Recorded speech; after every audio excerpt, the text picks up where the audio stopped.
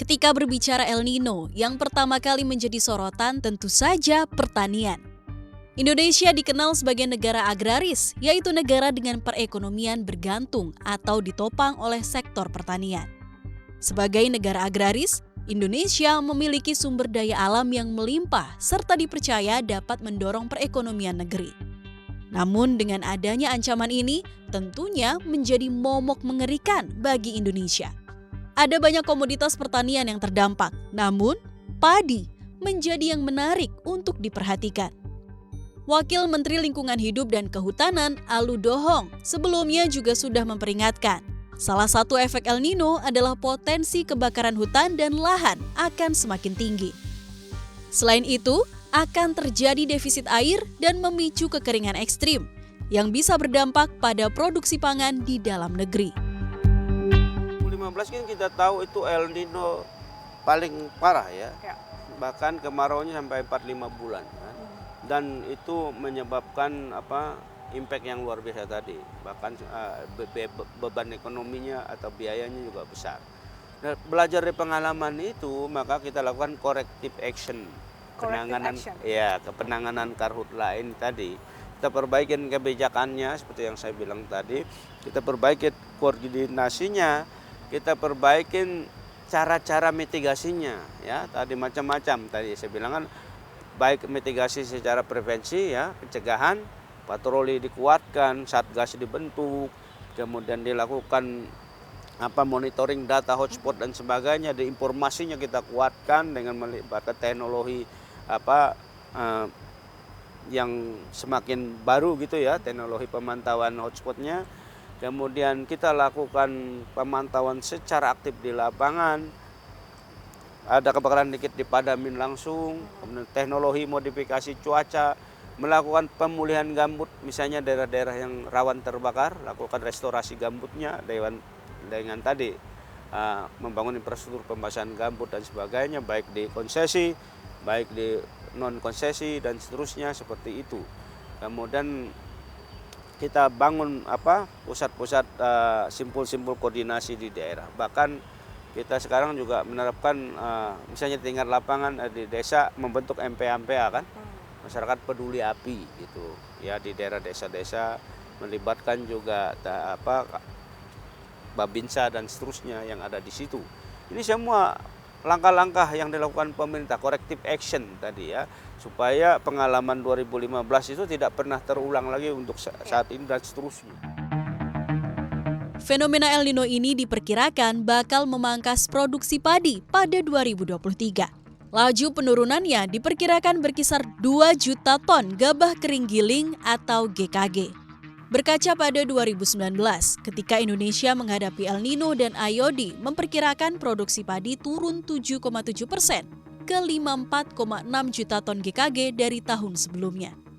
Penurunan terjadi di tengah cuaca ekstrim, sawah menghadapi banjir pada awal tahun dan kekeringan selama paruh tahun kedua. Melihat data BPS, produksi padi pada musim panen di Maret 2023 sudah mampu naik tipis, namun produksinya diperkirakan hanya tumbuh 0,53% ke 23,9 juta ton GKG pada periode Januari hingga April 2023 dibandingkan tahun sebelumnya. Oleh sebab itu, pemerintah harus mempersiapkan langkah untuk mengantisipasi dampak El Nino lebih lanjut. Dalam hal ini, harus dipikirkan bagaimana penurunan produksi ini tidak terlalu bermuara kepada tekanan inflasi yang lebih tinggi. Apalagi pemerintah India dikabarkan tengah berencana untuk melarang ekspor semua jenis beras non-basmati. Hal ini dilakukan sebagai upaya menekan gejolak harga yang terjadi di negara tersebut.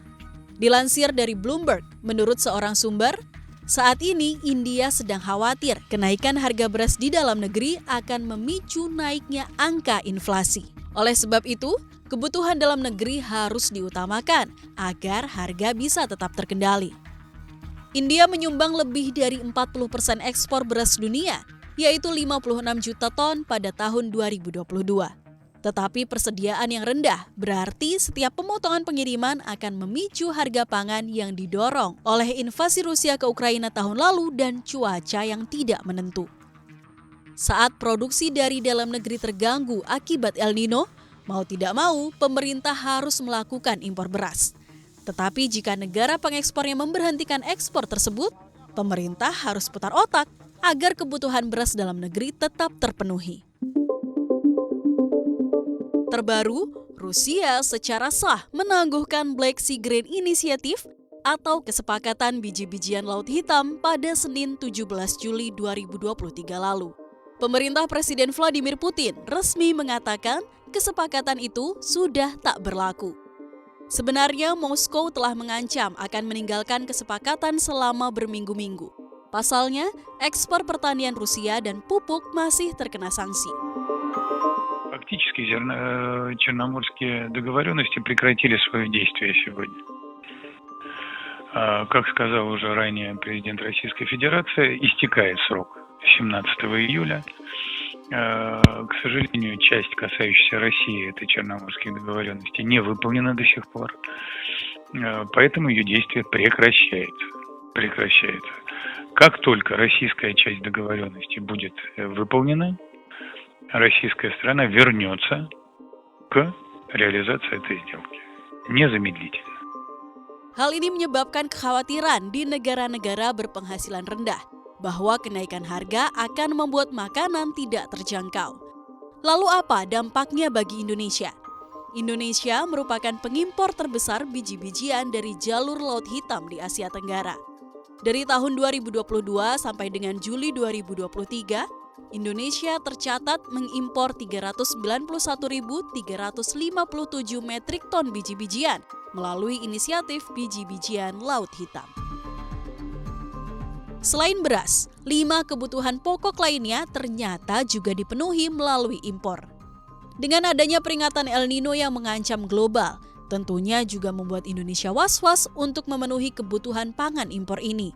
Apalagi jika negara yang melakukan impor tersebut berencana melakukan hal yang sama seperti India untuk menyetop ekspor pangan mereka demi memenuhi kebutuhan dalam negeri.